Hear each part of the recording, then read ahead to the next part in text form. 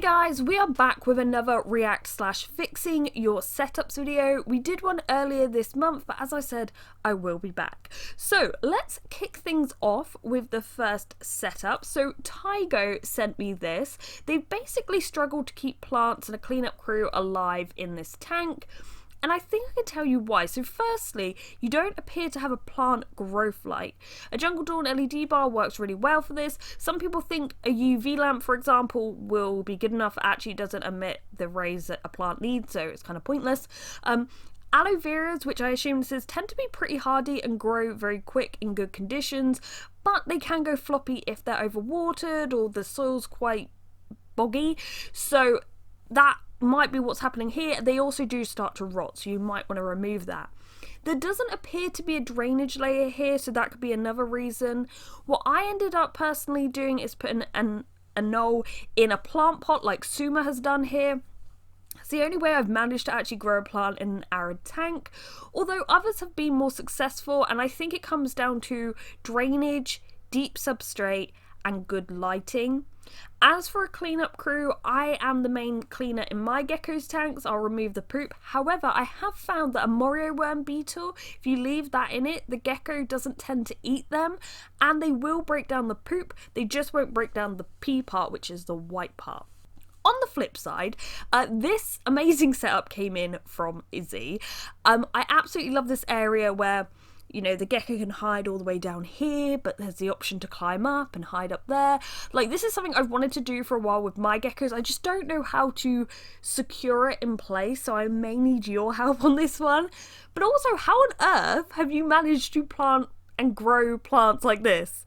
Because this goes against everything I've just advised. But then, was this photo taken when it was first set up? Because I know sometimes you can take a photo when your tank is first planted and it looks amazing, then all the plants just die off. So I need answers, Izzy.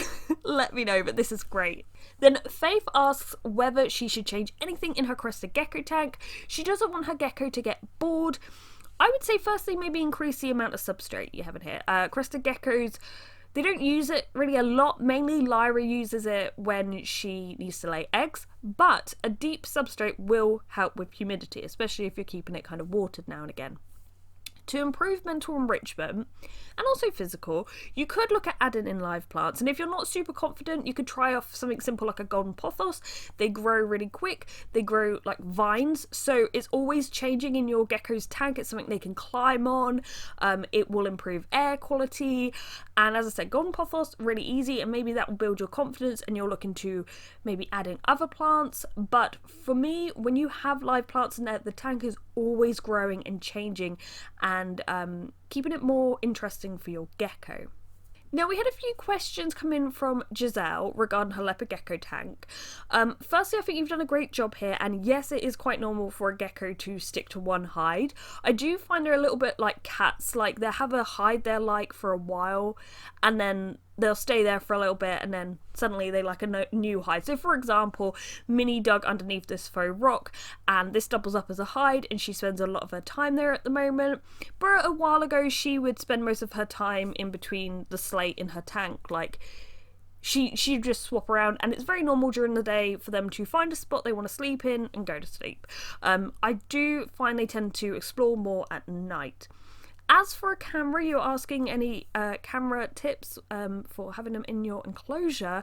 I do have a Tapo camera. I'll link it below. I got it off Amazon. It is a little bit bulky, but if anyone else has any other camera recommendations for Jazelle for in her tank, leave them below. But it might give you a bit of an insight of what your gecko is getting up to at night. Now, I received this next email. I'm not quite sure they left a name, but it reads, I've always wondered how good / bad our setup may be. We've had this setup since late 2019. We decommissioned our fireplace, and turns out the enclosure fits snugly in place. There is a clear plexiglass divider that I fashioned to keep the two apart, and each section mirrors the other. Jerry inhabits the left, Squishy is on the right. Some points of contention. They share the same water dish. This is in the centre of the enclosure and can be filled from either side. I have also got plenty of comments about how the two geckos will get stressed out because of the clear plexiglass, but this has never happened. Okay, so I have to kind of agree. Firstly, the size of the tank, I'm not exactly sure how big it is. It looks maybe 2 or 3 foot. It could be bigger, but it does look quite small for the geckos. Like, I would probably give a gecko that one whole tank, and a separate one for the other gecko. As for the plexiglass, yeah, I think even if you had that as opaque, they would still be able to smell each other through the pheromones, and it could be stressful. Like, they definitely know each other's there. And I think that's something, because nothing's happened already, you're very lucky, but I can imagine that there is a level of stress there, even if it's not totally obvious to us. And just a quick shout out to Olivia. She hasn't even got her gecko yet, and she sent me these photos of her enclosure, and wow. I think her future gecko is going to love these. And that's something that's really cool about doing this series is, you know, when I started off, there were a lot more issues with setups, and I'm still open to checking them out and helping you guys, but the amount of just amazing setups that are coming through is just awesome. This Crust Gecko enclosure that came in from Bellin, which is awesome, and the Crust Gecko is just absolutely stunning. Now it's 9 grams today, and it is 6 months old. Now, the only reason I put this in here, other than obviously the setup and the gecko, it looks awesome, is I don't know if that's quite a low weight for the age. Now, obviously the gecko looks healthy to me, it doesn't look underweight or anything like that. But I was just going to put this out there in case you have a crested gecko and you're like, why is it not growing very much when it's little? I often wonder whether it's to do with their diet in terms of offering more protein when they're little. I know when I got Lyra, she was 1.5 years at this point, and she was like 17 grams, and she was obviously underweight, which is not this situation here. The gecko looks awesome here. But as soon as I started giving her protein, she actually like got to her normal weight. So I just wanted to put this out there in case anyone's got a gecko that's quite small. I know my first crested gecko, she was like 18 grams, I think, when she was about 6 months old, so double this weight. But then crested geckos kind of grow at their own pace, so I'm not sure. But overall, gecko setup awesome. So I hope this has helped, and before I go, I want to give a shout out to the patrons of this channel. They have certainly helped me keep things running here.